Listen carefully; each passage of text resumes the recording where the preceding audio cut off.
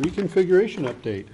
We thought we'd do a couple things tonight. Mr. Hinshaw will give an update on the construction. We got a couple change orders for consideration, and then we asked Mrs. Brown to come back because our registration for pups will be in about a month. So got some updates there. It's crazy. It's becoming real. Yeah. Really fast. It's 2017. Yeah, it is. Barely. Just barely. It's working Whatever we get now. Just a reminder, it's on the west, the addition's on the west side of the high school. I mentioned before we put this up here for those that might just be watching for the first time. The parking area to the west, you'll see one photo tonight of some curbing that's been going in. We had a couple of nice weeks for construction and made some pretty good progress. This was about 2 weeks ago. They had tented the west side to do masonry behind that. And here's the curb I was talking about going in for the upper parking section up around the sign. Just another photo. This photo is the actual lobby area outside the new office with the ground face block on your right there, which is where you would enter the office. And this shot is today. So obviously with our weather, gray and cloudy, and Camera was shaking. yeah, and the camera was shaking. I was going to take it from inside the truck, but I didn't. I got out. But did make some good progress the last couple of weeks, and continue to have construction meetings every 2 weeks. Tonight, have one change order to consider. The RFPs, I'm trying to do it. It jumped on me. Can you move that back one? Thank you. That first set of RFPs has already been addressed, as I put there. Tonight we're talking about RFP 5, 7, and 12. 5 is the data room. As we tore out that, we began the demolition, we found that the data room was really oversized, and we could turn it into a data room and then a new storage room as well, and you can't ever have too much storage. So the cost for this is $29.98 to add a door from the hallway into this new closet area, which will allow us some storage and relatively inexpensive. Probably a storage room that's 14 by 14, so pretty good sized storage room. And still have plenty of room for data in the room that we've got set aside for that. Nice. Also, door hardware, based on Larry Moreland's recommendation, we have changing some hardware that was in the contract, and that is a cost of $1,700. The canopy storm drain revisions are no charge. There was just some changes from the original plan. One thing our architect does, just so you know, we do an RFP on anything that needs further explanation. So even if it's not going to cost anything, Honer wants it in writing. So somebody doesn't come back later and say, oh, well, yeah, this, somebody turned a bill into the general contractor, and all of a sudden we want to be reimbursed. Right. So you've seen some of those RFPs up above, didn't cost anything as well, but we try to track those. So I went ahead and listed that one. If you'll go to the next slide. Thank you. So the change order for tonight is change order number 3. It's a total expense of $4,698. It does not change the contract amount. If you recall, we had a contingency built into the contract of $50,000 to start with. This would drop that contingency to $30,519.01. And the actual contract has dropped because our change orders, we've had more change orders that were credits. Mm-hmm. So Any questions about that? The recommendation would be that you approve change order number 3. Any other questions, comments, discussions? Entertain a motion to approve change order 3 as I'll make presented. that motion. Thanks for that change order. And I will second that Thanks, motion. Jay. All those in favor say aye. Aye. Any opposed? Nancy, if you jump to the next, thank you. Just so you can see, our contract is now at $5,716,681.43. And what you can see there as of the 21st, what we had paid out, the retainage amount we hang on to, and then total payout and the balance remaining. We paid approximately 54% on the project. Okay. Great. I noticed today, and maybe it's been there for a while, but what looked to be 2 new windows that were already in and stuff. Starting to get, starting Is to get the it roof- buttoned up. Is the roof all done? The roof is, I would say, quarter still to do. They held back 25, 30 feet back away from the canopy, so, because they're still welding the canopy, and they don't want sparks to jump over onto the rubber. So they have that pulled back, and then once the welding's done, they'll complete the roofing there as well. But it is tied into the existing building now. So we did get that. They got done. that part tied in last week, so that's a good thing. Yeah. On the north wall and the east wall. So what's not finished is out toward the front, or toward the south side. Very good. Let's hope for some more good weather. Yeah. Anything else, Kelly? Good. Good. Thanks. Okay. It's pup Mrs. time. Brown. Pup time. Pup time. It's always that time in my world. You have a slide. I do. I don't know if it's gonna work for you or not. Okay, well, I can do without it if it won't, so we'll be good. See if we can get us going back up there. There. All right, good evening. Thank you for venturing out in the wilderness to come be with us tonight. That was kind of a crazy day, who knew? A couple of things. I have new updated brochures. We added the website to the back, and we took out a couple of places that were just kind of some extra that we didn't really need. Those are out and about. I have heard great reviews so far. The Early Childhood Special Ed program at Wyman has had tons of questions since this flyer has been made public, and so they've just been sending those brochures right home with their families, and I think that's been kind of good for them just to kind of have all of their information there.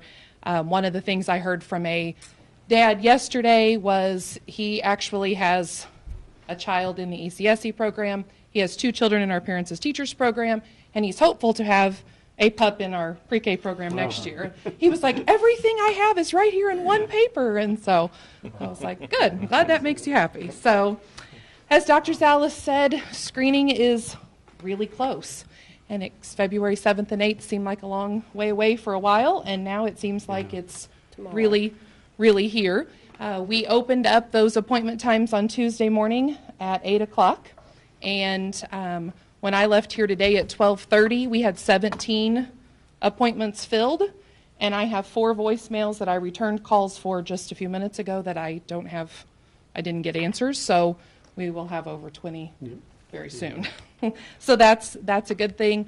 I have kind of done some door-to-door with some families that I've just saw through our Parents as Teachers program or through through different avenues of the community, and I told them I would come back and see them when we were taking appointments, and so I kind of wanted to give them this week to maybe be able to find it on their own and call in. If not, then I'll start visiting next week, and we'll fill up a lot of those slots very soon. So that's exciting. Curriculum-wise, we have a name, and I've tried to do tons of review curriculum-wise, and then I've really tried to just call as many early childhood programs as I can call. We visited a lot. Obviously, I can't visit them all. I did get a chance to visit Jefferson City, kind of by I was at the right place at the right time. I was there for a parents as teachers training and had a little bit of time and talked to the principal. Was like, hey, can you let me tour your facility? And nice it was place, fabulous. isn't it? And Yeah, so yeah. it was great. It was a great opportunity. But we're going to present to our early childhood special ed teachers, just because that's our only pre-K teachers we have right now, and talk to them about the ELK curriculum, which is Emerging Language and Literacy Curriculum. It is, in the early childhood world, curriculum is either a curriculum or it is kind of a framework. This is what needs to get done. However you get there is kind of your choice. Our pre-K teachers right now are really wanting kind of that fluid between them. They're wanting some good curriculum for everybody to follow. They've really made that clear, and I am glad they have. This emerging language and literacy curriculum is 22 units throughout the school year. They're 3-week units. As we know in the early childhood world, they have to hear everything at least 7 times.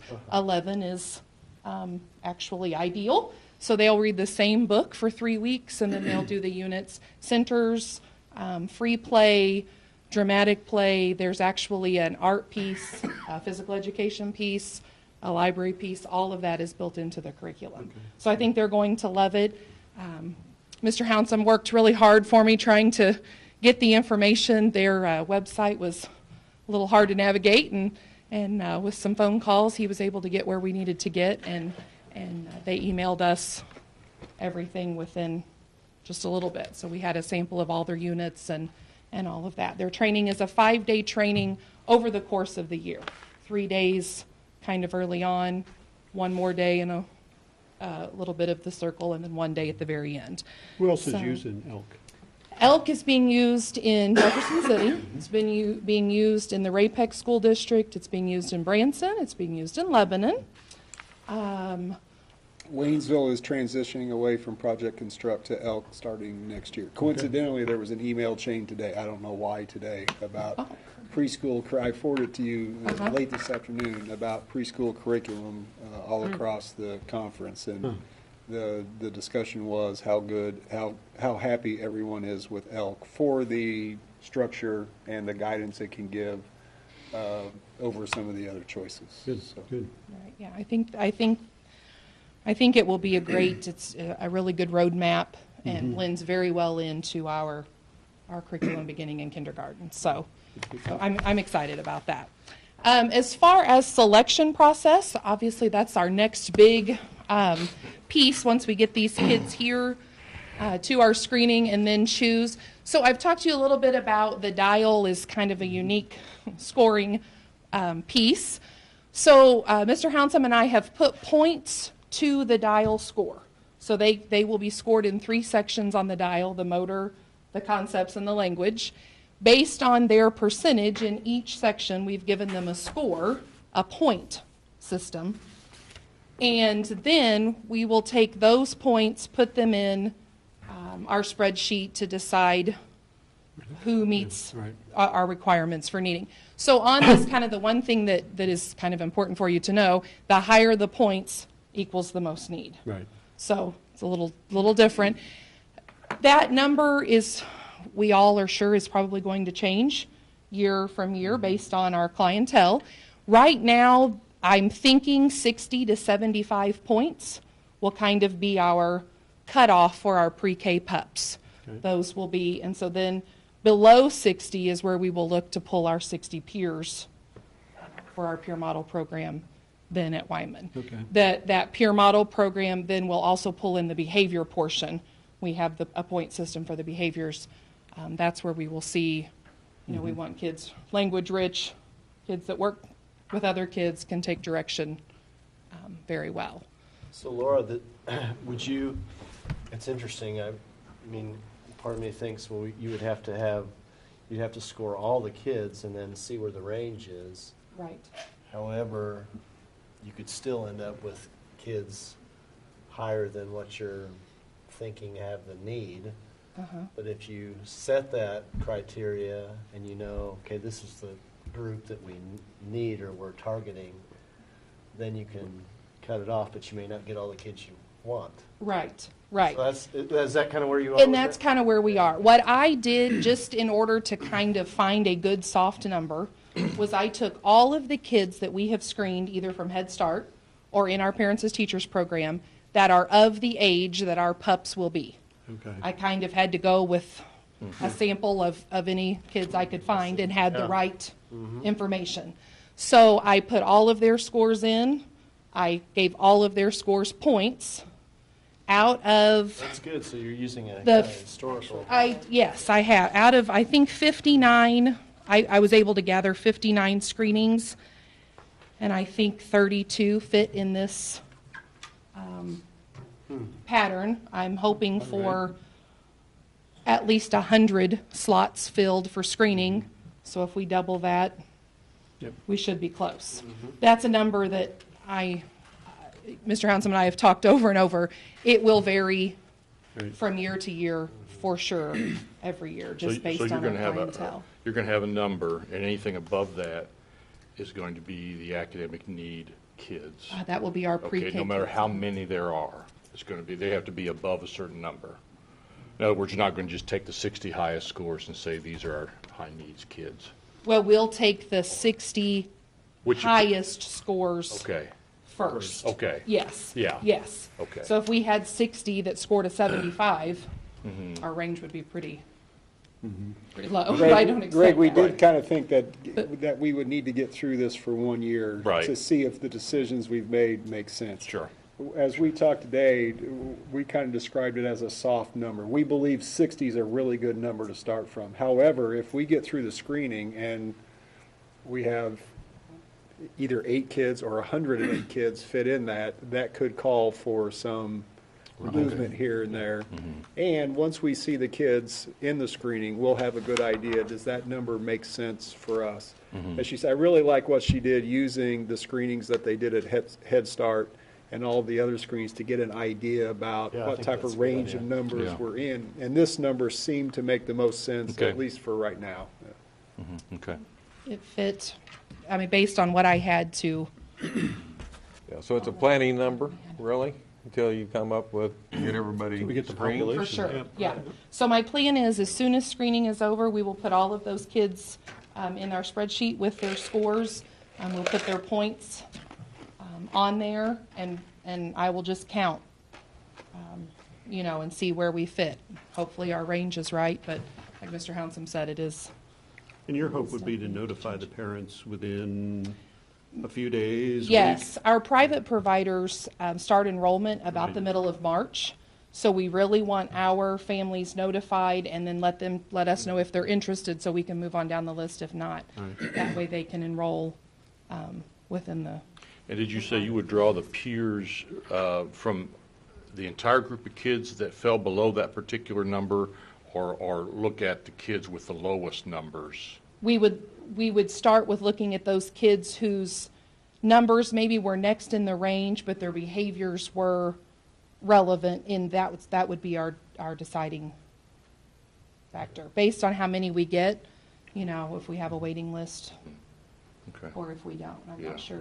Yeah. I mean, I think Yeah, we'll it's hard fill, to, I hard hope to to fill plan all when of you our don't know spots. what you're going to get. Right.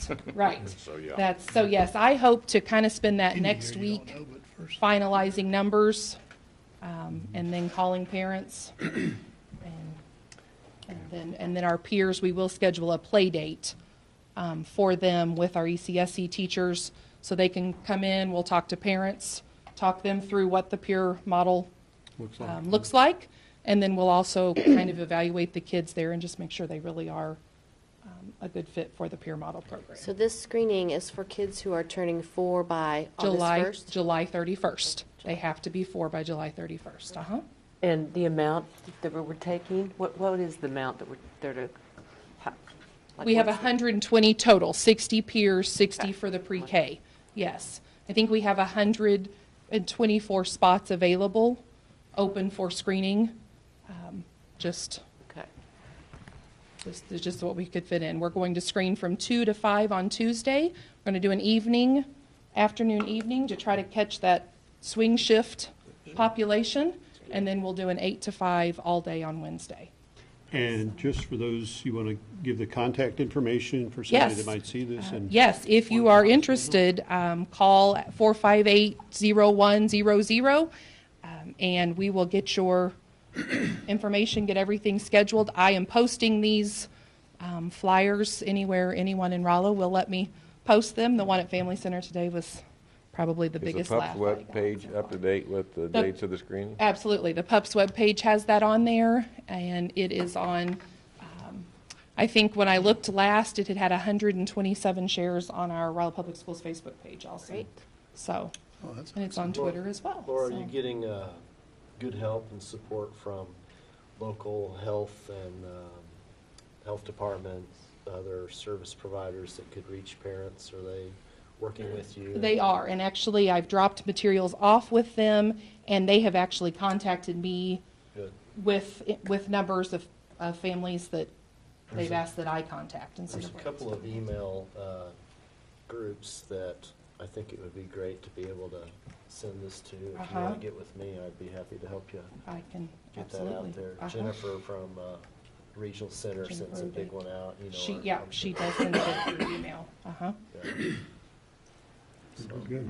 And I Maybe have we can get submitted something to in the PC. Rolla Daily News, can't we, RD?